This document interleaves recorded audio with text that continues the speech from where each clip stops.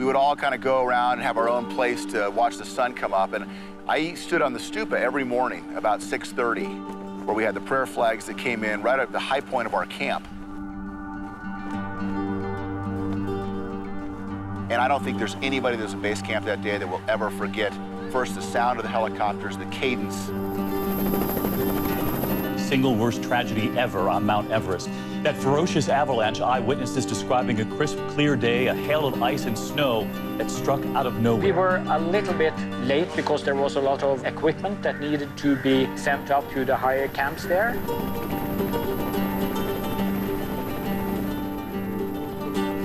So we were 1 day late, and that was good for us. I saw the helicopters bringing back all the bodies one by one, so the bodies were attached to a cord.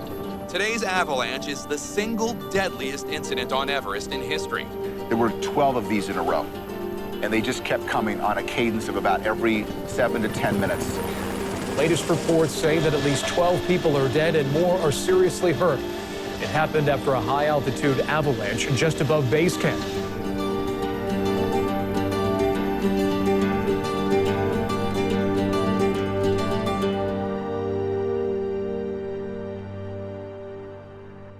Whatever is meant to be, the universe will make that happen.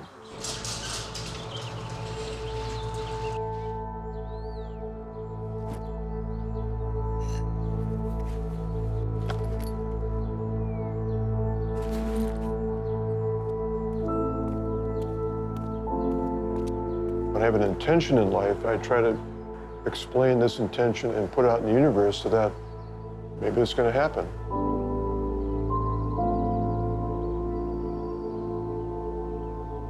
A year from now, I'm hoping that the summiting of Everest will start a ripple effect for people to see that you don't have to get old as you age.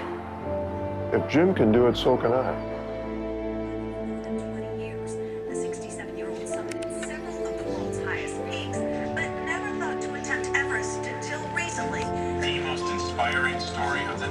It costs close to $200,000 to climb Everest. Here he is meeting with supporters. Geiger recently got a sponsor, the CEO of a private equity firm, who's going to fund his climb next year. I'm a pretty straight by the book guy, yeah. I'm just Jim Gerer. How you doing?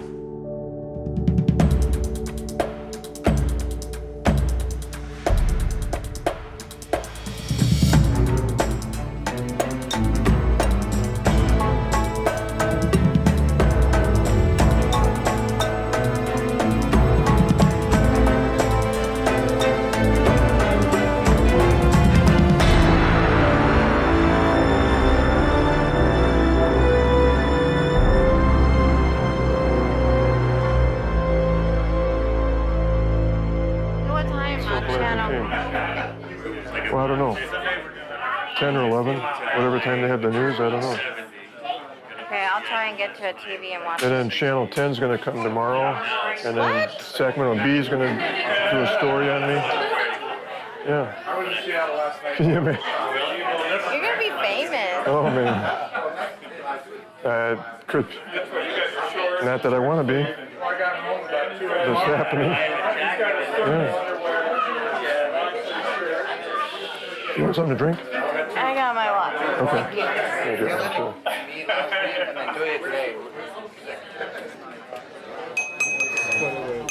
Okay. Well, I'd like to propose a toast to Jimbo. Wow. And Jim has been an inspiration to me, and I'm sure to many of you. I am so happy for you and this opportunity, and I'll be with you all the way to the top. And, Thank you. Here's to Jim. Thank you.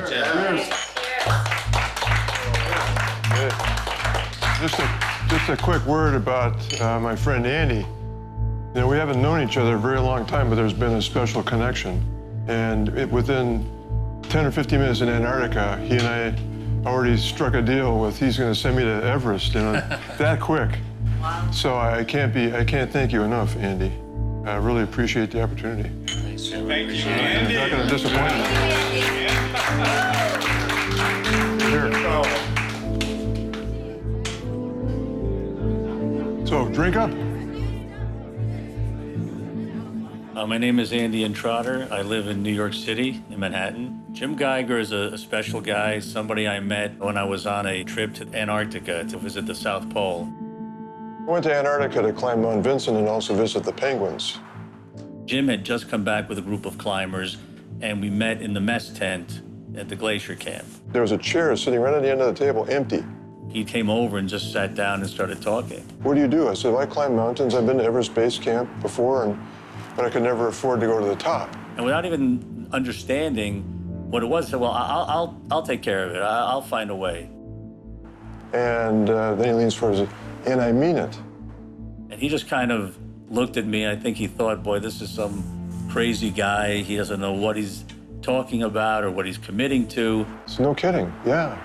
So we became friends, and Jim had mentioned that he wanted to set the record to be the oldest American to summit Mount Everest. Can I do it at this age? Can I be the oldest American to summit Everest? Now, you have to understand, I'm sitting next to Jim. I'm 50 years old. He looks like he's about my age. I said, you telling me that an American in their 50s hasn't summited Mount Everest? How old are you, about 67, I said. I practically fell off my chair. I just couldn't believe it. You look like the healthiest, fittest 67-year-old I've ever met. I spent a good half hour talking with Jim, and as he talked about Mount Everest as a goal and as a record, I saw this guy has such passion for what he's doing. It was just incredible. And that's how I met Andy Trotter. I hope that's not the park ranger. We have to fill out a permit. Actually, you could write it right on the back of here. Okay. This goes on your pack. Yep. Here's a pen. You can take that. I retired from you guys a year ago. You did? Yeah. Where? I'm just a volunteer. Are you? Yeah. What's that? Yeah, I work for the regional office, Region 5. All right. And 6 and 10. What's your name? Jim Gerer. They're filming me I'm on my way to Everest in 2014. Oh, you are? Oh, wow. Yeah. So are you filming right now? He knows all of Great-grandfather to go to the peak of Everest. Fantastic. Be just serious. How can we support you? You know, what are you looking at from the public people? I haven't even given it a thought. Okay, fair enough. You're climbing Everest for a reason. What is that? You better get it down pretty quick. You're starting to get that question a lot. Why are you doing it?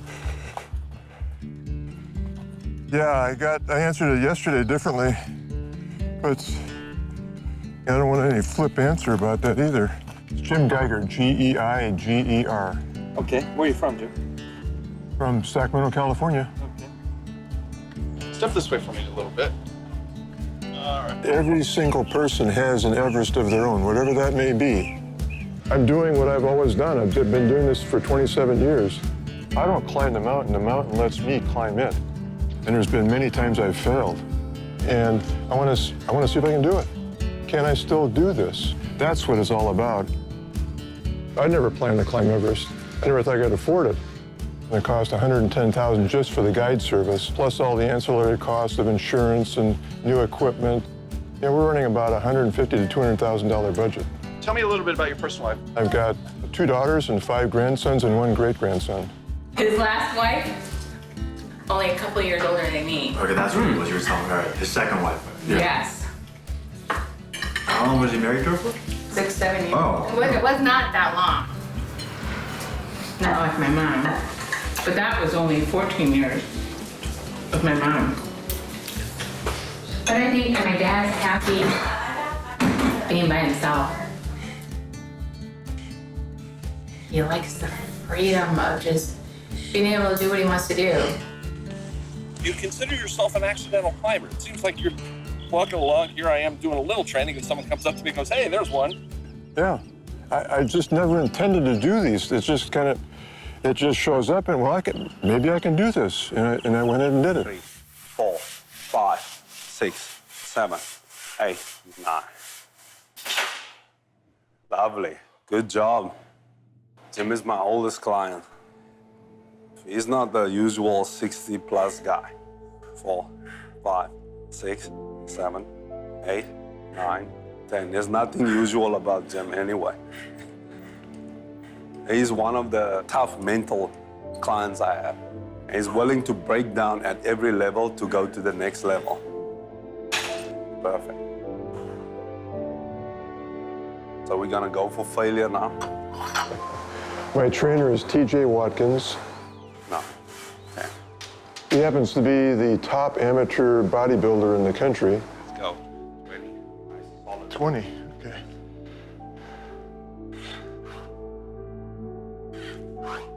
I just keep reminding him that this is all part of the process. This is the process that takes you from being just the ordinary dude walking on the street to an ordinary dude walking up a mountain being 68 plus years old.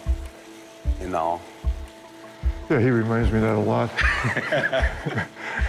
So he's very, very good at fine-tuning what I already have so that I can bring the best I can to this climb in Everest. So I really trust him a lot. On a mountain, nobody's gonna save you. You know, you gotta save yourself, and it's a mental thing. I think failing Everest, I think failing and disappointing people, you see, I think that is Jim's biggest fear. It has to scare you, and it will challenge everything that you think you are. I just tell him, allow that to be there, allow that fear to be there. But you just don't give it that much energy. I was fighting this demon that was telling me, you can't do this. Yeah, I'm too old, I'm not fit enough, it's too hard, I'm gonna fall in a crevasse. All this crap's going on in your head. The biggest thing was the crevasse for me. I did not want to fall in any crevasses.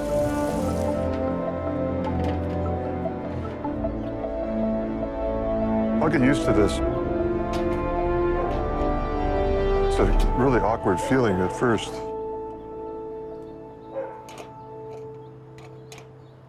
Yeah, this was never a dream of mine, never even in my consciousness for, until just recently.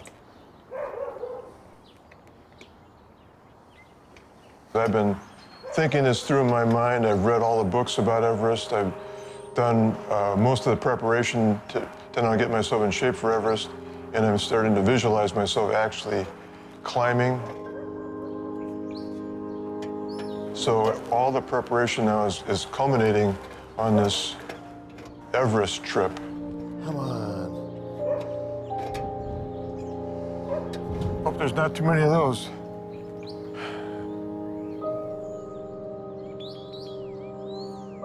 I'm Jim Gerer, and in May of 2014, I will be the oldest American to summit Mount Everest, and also be the first great-grandfather to summit Everest. It's gonna happen, man. It's gonna happen. Know it.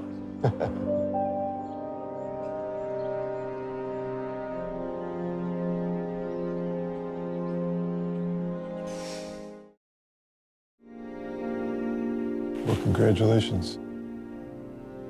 There she is. Oh, the first girl born into our family in 38 years. Congratulations. Thanks.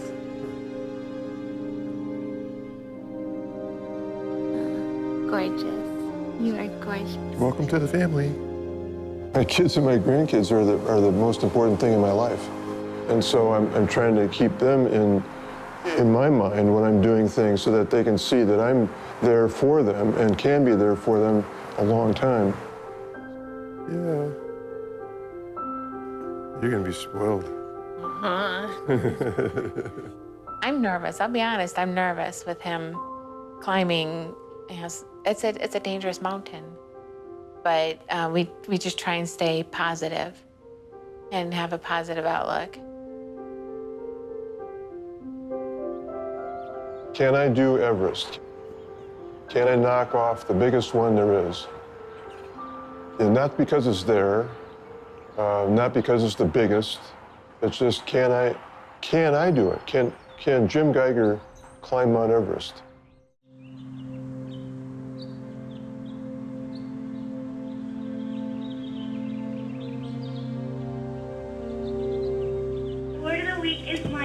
Don't beg your parents for money. You have to work for your money.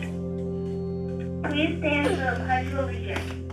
One nation, under God, indivisible, with liberty and justice for all.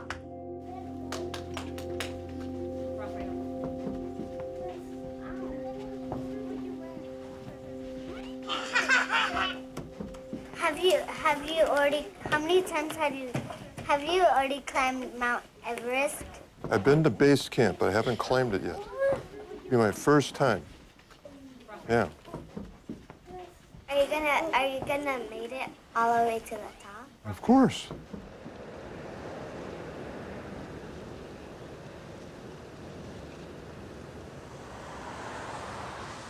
So we're here today to visit with Eric Simonson, who's the director of the Everest Himalayan expeditions, and Greg Bernanage, who's going to be the base camp manager. You know these guys already, right? Yeah, I've met them before and climbed with Greg on 3 different occasions.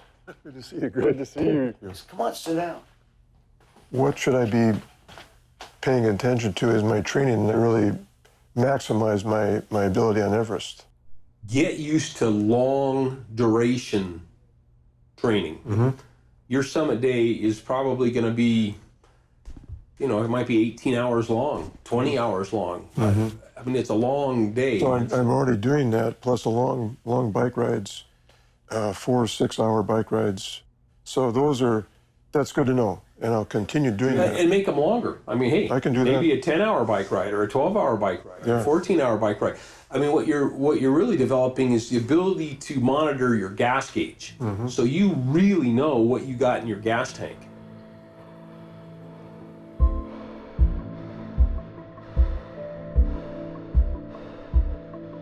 You're the unlikely hero, right? So to speak, because you start this thing, you don't know where it's going, but you don't even know. You just keep training, practicing, and suddenly you become one of the best on the planet at this very thing. How the fuck did that happen? Well, what is that old adage? When you're ready, the teacher shows up. Yes. Yeah, that's what's happening. Or the funder. Lord, part of that success for Jim and for us, and we believe also for you, includes safety. And so very specifically, we do ask that you would anoint him with safety, that he will take with him a holy reminder that he is supported by those who love him, and he is surrounded by your never-ending, never-sleeping, never-departing presence. May that be his joy, his peace, and his security. In your holy name, Jesus. Amen.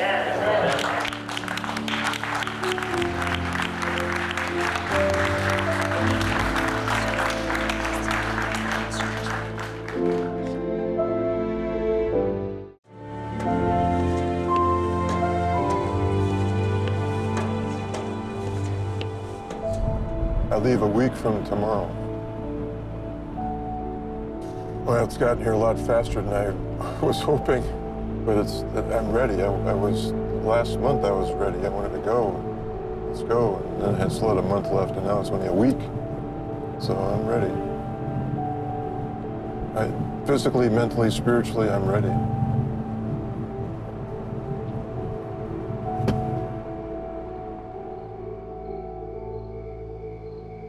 I was invited by the university retirement community to give a talk. They sent out flyers, also had it advertised on NPR. At 68, I'll be the oldest American to summit Everest. You'll be 68? I'm 68 now. It is progress. I mean, the last 6 months has been pretty amazing. I Because heard we broke him down. use the word elite athlete. Yeah. Me? You did. I did. And you kind of, it wasn't like you did it with a lot of confidence. Not quite buying it. And she needs you to sit He's right. It was hard to get that word out. Yes. Own it. Yeah. Own it. I'm just humbled by people that say I'm an elite athlete and that I'm doing something unheard of at my age. I just keep doing these things because I love what I'm doing. And really the best part about climbing mountains is getting back in the pickup truck and going home. And saying, I just did that. It started with that serendipitous meeting. The chair just happened to be empty.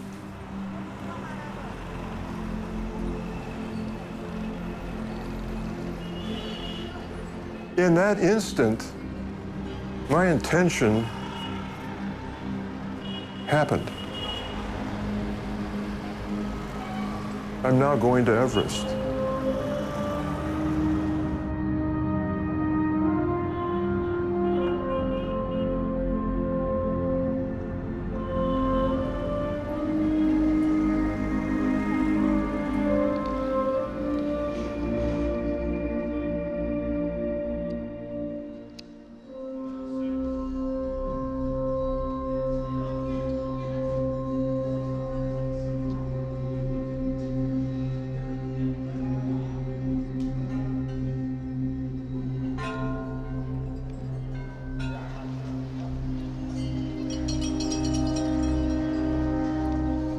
I first met the rest of the members of the IMG team in Kathmandu. It's an interesting point, but we don't get introduced to people ahead of time. So you show up in Kathmandu, you don't know who's going to be on your team. I first met Jim in Kathmandu. He was a day late getting here. He missed a flight. So before I knew Jim, I knew of Jim. I was immediately struck when I was talking with Jim of my dad, because they were both people that late in life, the physical element of pushing themselves was really important. People that do this just seem to have this drive to do it. And so it all rubs off on each other. We're kind of inspiring each other to do this and get to the top. Terrific group of people. The people that turns up on this kind of expeditions turns to be people that have done things. So I'm working with the foundation of my hospital. I hoped that I would achieve both, so the fundraising and climbing to the summit of Mount Everest. I'm from Canada, Montreal, Canada. I am a neurosurgeon. I'm a CEO there in a constructing firm in Norway. We build prefabricated houses. I'm 46 years old, and I'm a retired partner at Goldman Sachs who left work about 9 months ago to train for Mount Everest.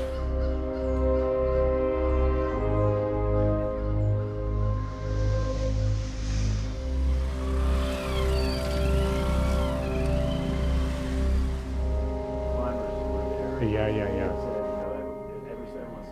Oh, sorry. Sorry.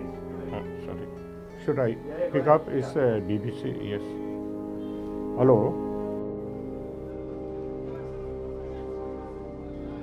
The objective of Nepal Mountaineering Association is to develop skilled manpower and to work betterment for the protection of mountain environment as well as promotion of the mountaineering activities. We feel very comfortable with the Western climbers because the backbone of our remote area economy is the mountain tourism. After our time in Kathmandu, it was then time to fly to Lukla to begin our trek to base camp. There's an excitement in the air. Some people have spent years preparing for this journey.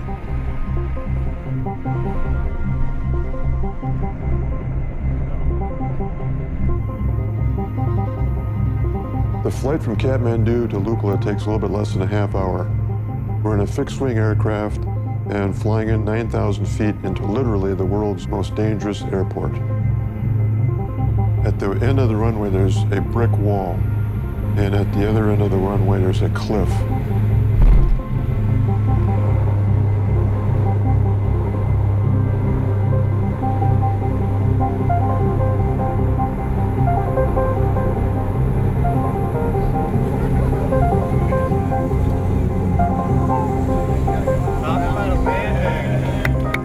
From Lukla, it's a 40-mile trek to Everest Base Camp. trek takes about 2 weeks and is designed to take that long so that we can acclimate as we go higher.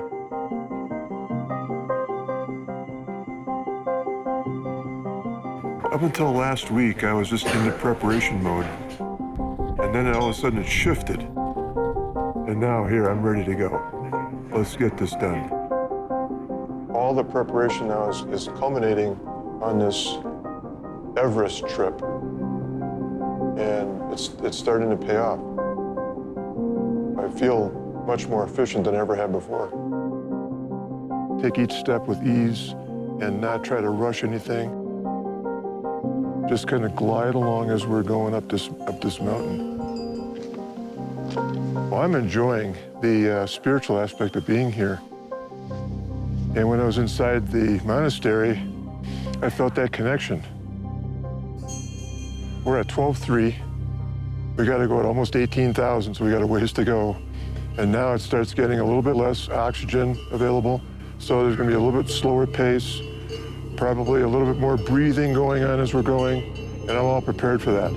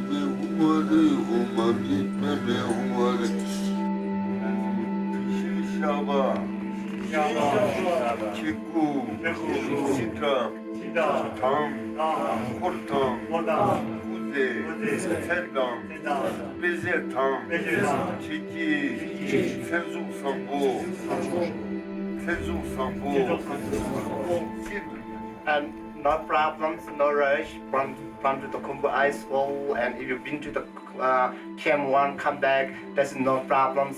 Good luck for Alamageshi. Thank you. Thank you.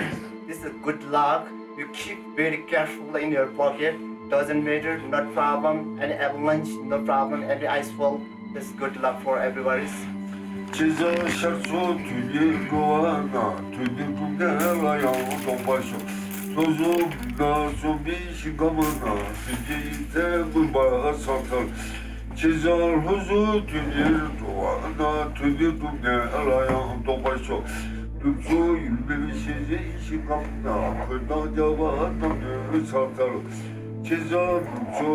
My great-grandfathers, my grandfathers, my father, my uncles, all are working in the mountaineering fields. My father is a very good friend of Sir Edmund Hillary. Sir Edmund Hillary established the Kunjung School. It is the first school established in my region. I was one of the lucky students to admit and to graduate from that school. Home. Write the spelling of home. Well done, Monica. And then, next number 8.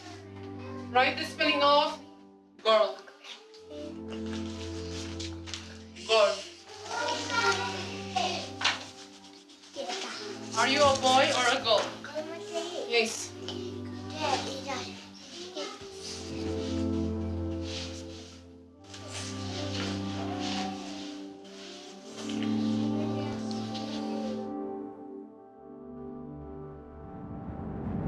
You know, just the surroundings are uplifting, but my body is not feeling that uplifted. I've been feeling kind of lethargic, wondering what's going on, but it's the altitude is 14,000. We're moving very slowly. I'm getting as much rest as I can, and yet there's this lethargic feeling I'm having. Not sure quite what it is, but I'm thinking it's just part of the acclimation process, and once we get on some steep stuff, I'm going to have the energy kick in, and away we go.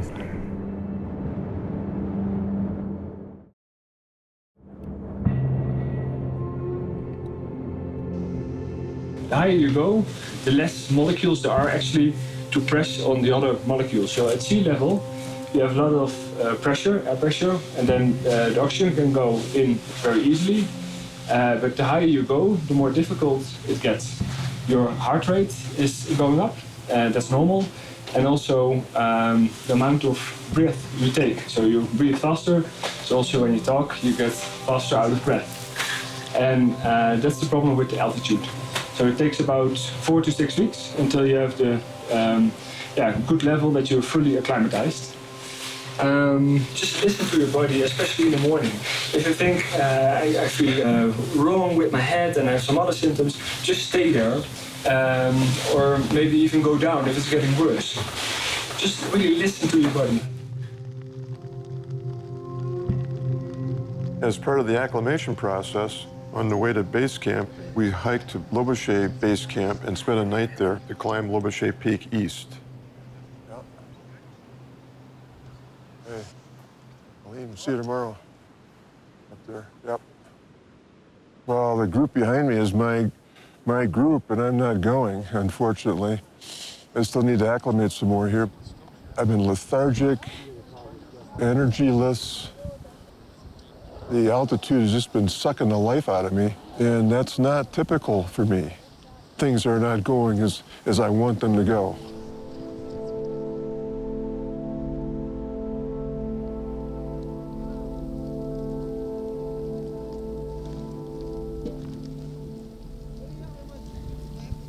As you can see, there's been quite a little bit of snowstorm here.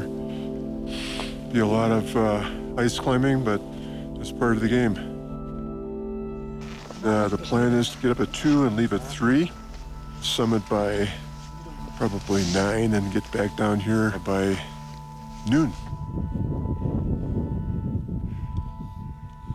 Going up to probably the middle peak there of Lobuche.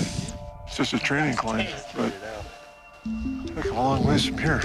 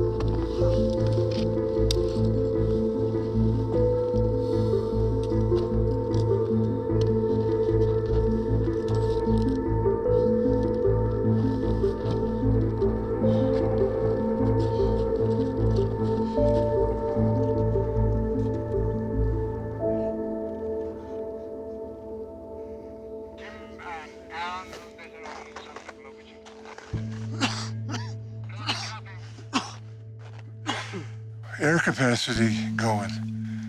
It's not where I want it to be. Acclimation process still is not there. They can still do it, but it's not as fast as I wanted to go. So I don't know. It's just moving at a really good pace that I need to move to be safe. So right now, I'm not in the safe zone yet. Pause one for you, buddy. How are you? Good to see you, man. I think Jim, like any of us on this trip, had been training incredibly hard to mitigate the physical nature of pounding out 12 hours. I think it really hit everybody in different ways. Yeah, baby. I was seeing that at some points it was not easy for him. It's more difficult than I thought it'd be. Still trying to acclimate. I shouldn't say try. I'm still acclimating to this altitude, my body doesn't seem to have caught up yet. I started to feel like I wasn't fast enough. I started noticing it takes longer for me to recover. It's been a challenge for me.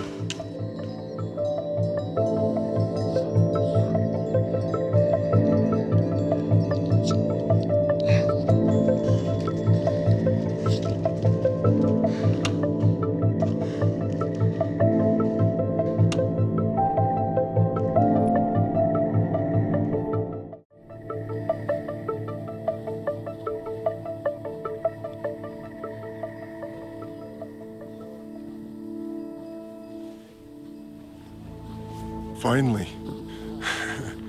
Finally, we're going to get to Everest Base Camp today. We're very glad to get there finally after the 2-week trek. It's literally hundreds of tents. There was 39 companies there. And it's about 1.5 miles from one end to the other. It takes about a little over an hour to walk.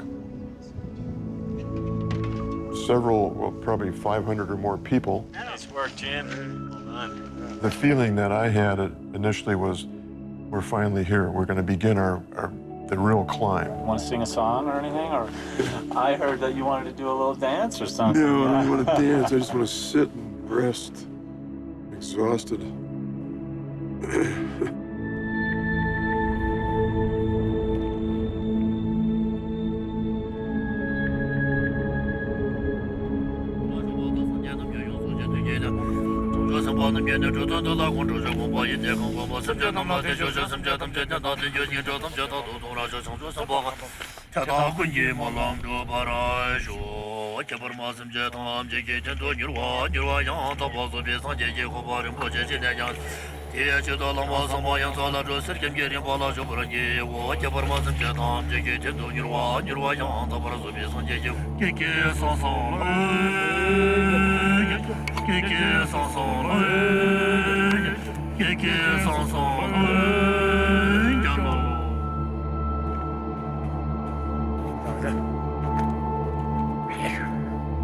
When we come here at Mount Everest, when we want to climb it, we know that there will be death.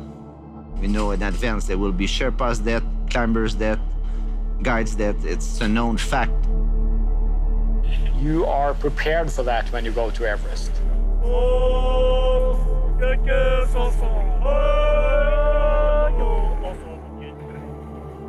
People die every year. So you have counted that into the equation before you go there. Many of us have been climbing in a lot of big mountains around the world, have been exposed to situations where you maybe lose a teammate. I mean, in the Alps, you have 300 deaths each year in the Alps in Europe. So there are deaths everywhere. Mountaineering equals death.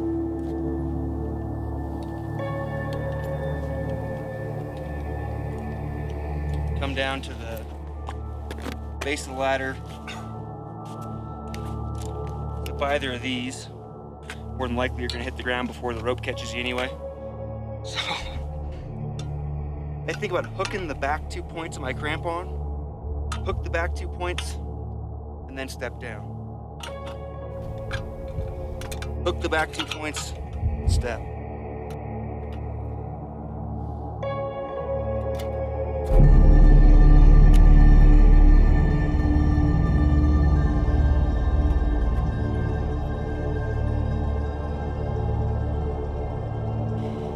Backyard's one thing. Icefall's a whole nother matter. What's the big deal with the ice fall anyway? Well, it's where the glacier is spilling over from the upper mountain, throwing all kinds of seracs and ice. So that's what we have to negotiate tomorrow.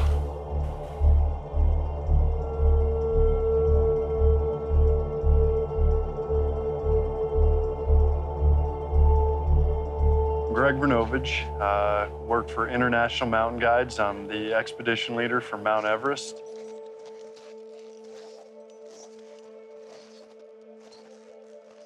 The ice fall is going to be dangerous tomorrow and next year. It's the Khumbu ice fall. It's a dangerous place to go. The reality of it is you find your acceptable level of risk in the ice fall. If that's an acceptable level of risk to you, you'll go in there and you'll climb and you'll get through there. If it's not an acceptable level of risk, then maybe you need to reevaluate what's going on and perhaps not climb through there.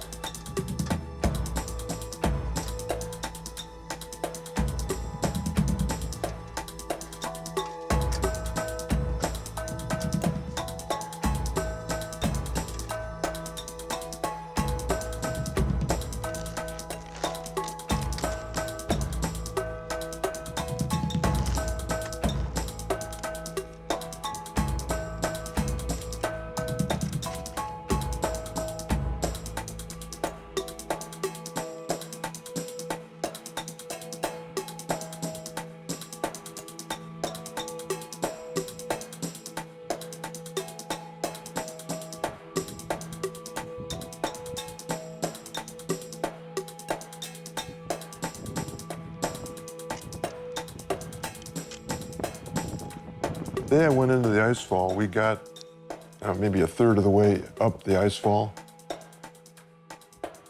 And just my condition at that point of nearly being up at 19,000 feet,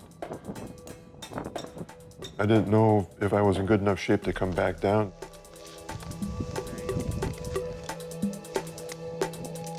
And that's where I said, we got to turn around.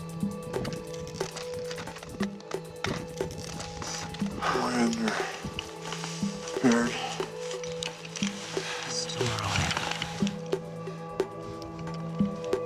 Yeah. Not where I want to be.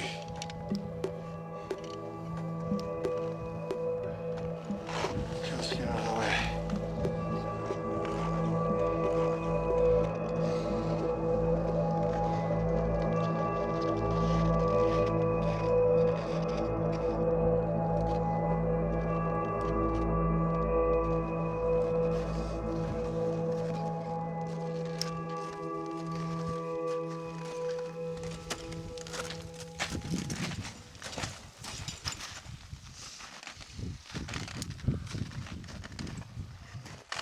I'm done.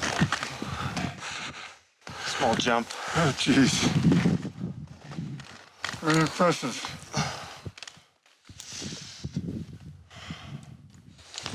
That's a long ways back. Yeah. Yeah. I just want to make sure we're stay focused for the way back down. I know you're disappointed and everything, but yep. I want to make sure we get back safely. That's what I want to do too. Okay. Thank you. Let's take a quick break here.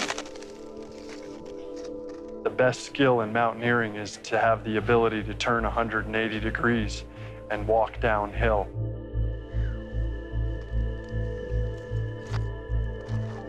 Jim certainly had that ability to know his physical limitations.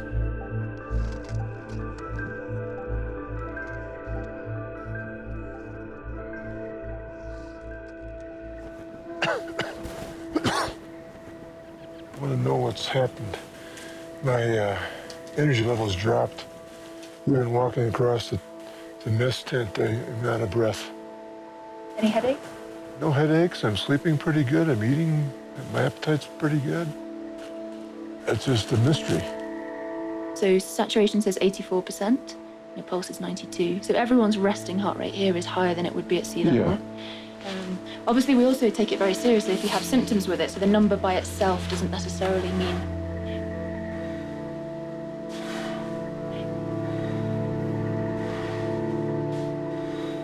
Focus on keeping yourself strong, and then we'll review again in a couple of days and just see how things are going. Awesome. Okay. Good. Thanks for your time. No worries, anytime. Got it? Because the energy to go to the top was gone. I was pretty much decided that I'm not going. Every once in a while, you get an out on a mountain, and you may need it, or you may not. In some ways, you don't know, but that's certainly what happened here.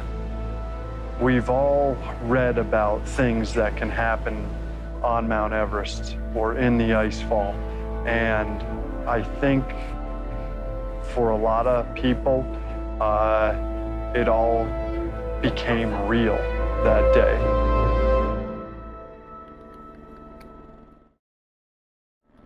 First, I heard this noise from up in the icefall, but right afterwards, I heard the radios starting to go off there, and I realized that we had an accident. A developing story from the top of the world. Crews in Nepal are looking for hiking guides who went missing on Mount Everest this morning. It was just before 6:30 in the morning. That's when a massive cleaving of ice and snow came crashing down the mountain. The accident on Mount Everest happened in the Khumbu Icefall just below Camp 1. Those missing are said to be Sherpas.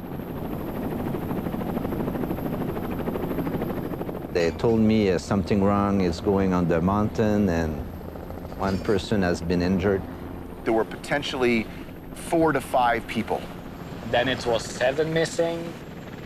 Latest reports say that at least 12 people are dead and more are seriously hurt. This is real stuff. These are dead bodies. In the single deadliest disaster on the world's highest mountain, 16 Sherpas were killed. All guides known as Sherpas, those experts who risk their lives helping others conquer Everest. This is the biggest incident which happened on Mount Everest in the history of Everest expedition.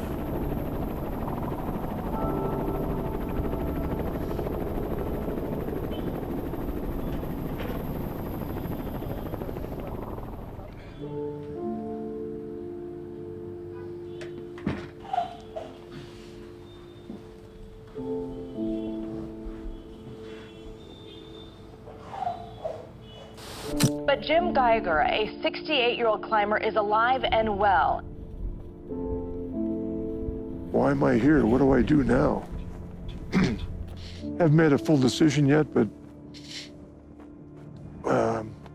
it's becoming clear that I need to be safe. And yesterday was just a very big wake-up call for me, and I'm sure everybody else too. It was just one day, but then we would have been there. And I think that dawns on many people when they see dead people coming down there. Even if I'm used to medical emergencies, catastrophes, I'm never comfortable with death. I always had the problem to see a dead person, even if I'm used to tragedies in the hospital. And the amount of bodies was quite impressive.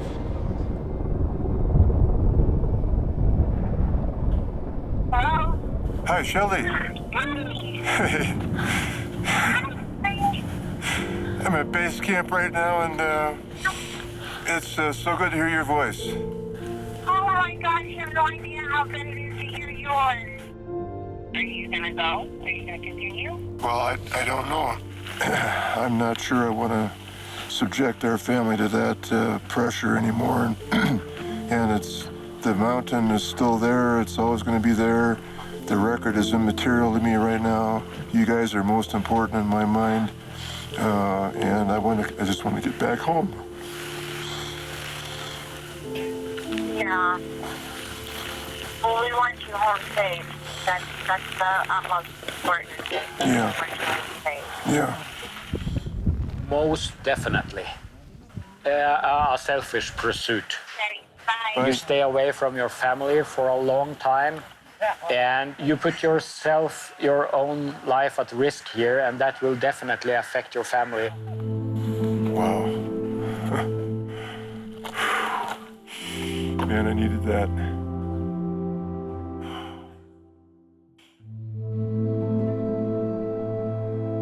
Many of the climbers are from my village, from Kumju, as well as surrounding areas.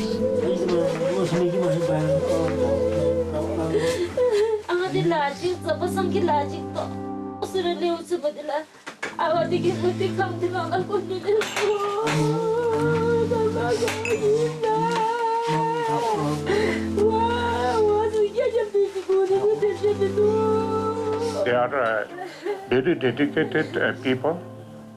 They work very hard, and they expose themselves to this risk and endanger their precious life.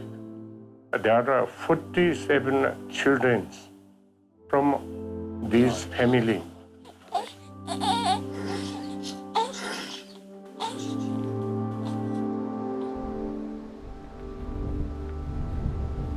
Mr. Geiger, this is Steve Large at Channel 13. How you doing? Given what's happened, are you still planning on trying to summit Mount Everest? Well, right now there's not even a certainty that anybody will be able to do that. The Sherpa pretty much closed everything down for the moment because they all went home to their families and the funerals, and they're due back today, later today or tomorrow morning.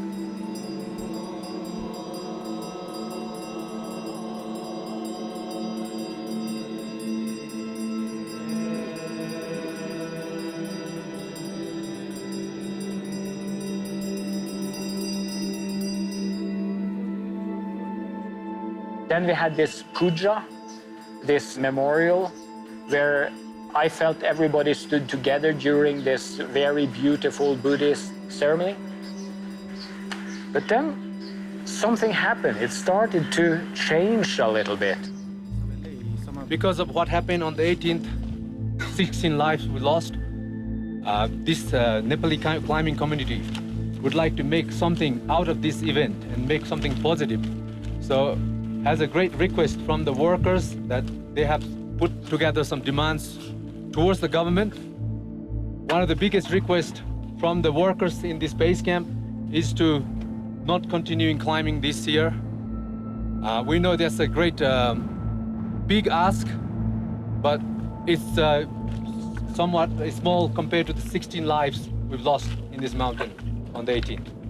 So we hope you will cooperate with this demand. There was an element brewing in camp that was quite activist in nature, understandably so, among the Sherpa community. Not just agitating for change, which is long coming and much needed, but also really to make sure that no one was going to go to that ice fall or up the mountain. This had changed from just being a tragedy to being something that had a larger agenda. एकचोटिलाई रोकेर दीर्घकालीन रूपमा तपाईहरु समक्ष हामी नङ र मासुको सम्बन्ध कायम गर्दै यो पालीको लागि तपाई विदेशी तथा Nepali दाजुभाइहरुले. So I would say that most clients wanted to climb. This is my impression. They wanted to climb and the companies wanted to climb. And as mountaineers, I can only do my job, which is to be a great mountaineer. And that's all of us in here. Anybody who works up here, anybody who makes a living, the guys coming up the valley to make a living, to put their kids in school. All that starts with how great we are here, how great we are up there, how great those 16 guys are that we're remembering every day we wake up. I can't speak for one side politically or the other. To put the pressure to the government, I hope that all the Western friends, brothers and sisters from all over the world, and all the Nepali Sherpas, my friends, my brothers, let's put a hand together and let's request the government to support these people. Thank you very much, guys. As a leader of the mountaineering community, I request the government to set up a fund, a climbers' welfare fund. I couldn't climb that mountain without a lot of support, a lot of Sherpa support. And again, we took the decision then to go. Sitting in a tent, not expecting any major news, one of the guides came in and said, hey, we got a meeting. The expedition has been canceled. We're pulling off the mountain. There is a sense of relief, knowing that this is over and I don't have to make any more decisions. It's been made. I don't have to worry about going through the ice fall and, oh, am I going to do this? Is there any chance that I would still stay around and go through the ice fall? Though that's all been taken care of. It's done. We're over.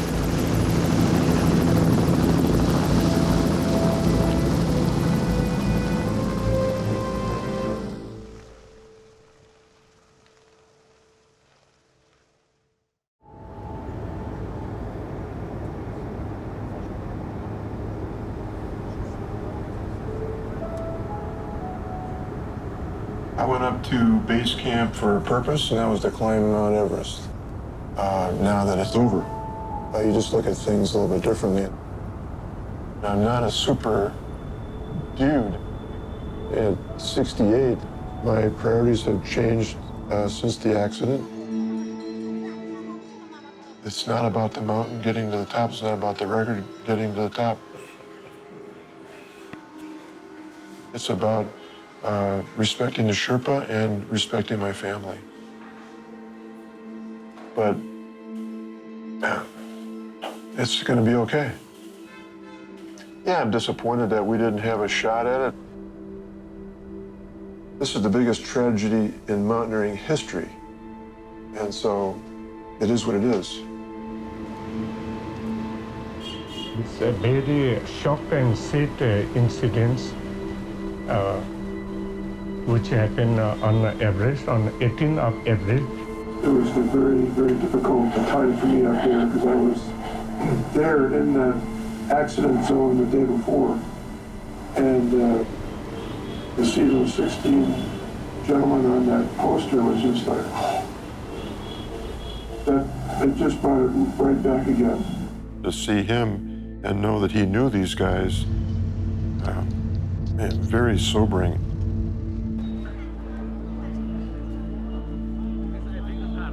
Things just show up, and I know it's the right thing to do.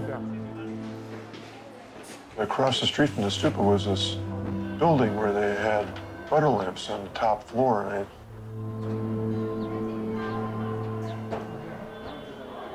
so I saw the 16 butter lamps. I didn't know where to do it. I didn't know how to have a ceremony. I just knew I needed to light 16 candles.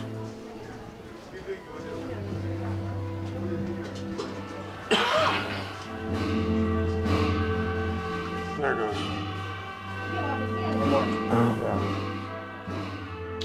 It was a way to release that emotion. That's how I said my goodbyes to the Sherpa.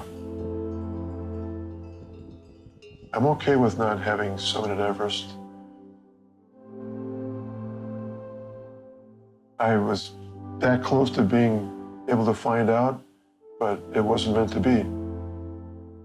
But now the story has changed, and now there's a different ending to the story than we had hoped, and maybe even a better ending this way.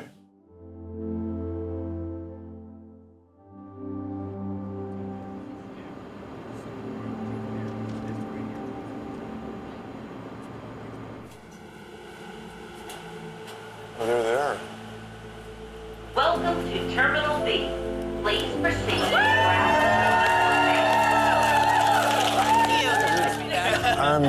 I'm shocked that everybody's here.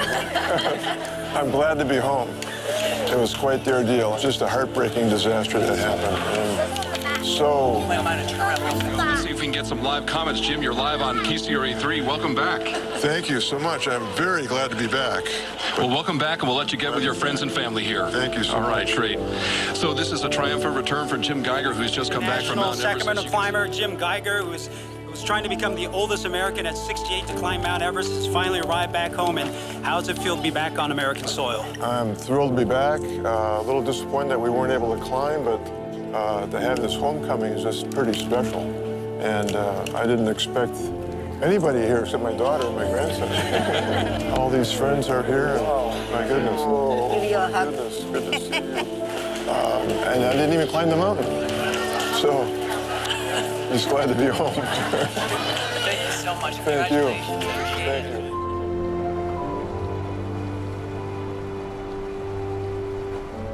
Big hug.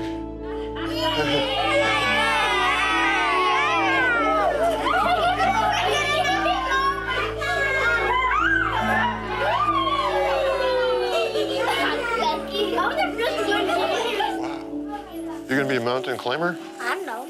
I'm not because then I will die. Oh, maybe not. I didn't die yet. With the book. Oh, with the book. Ow!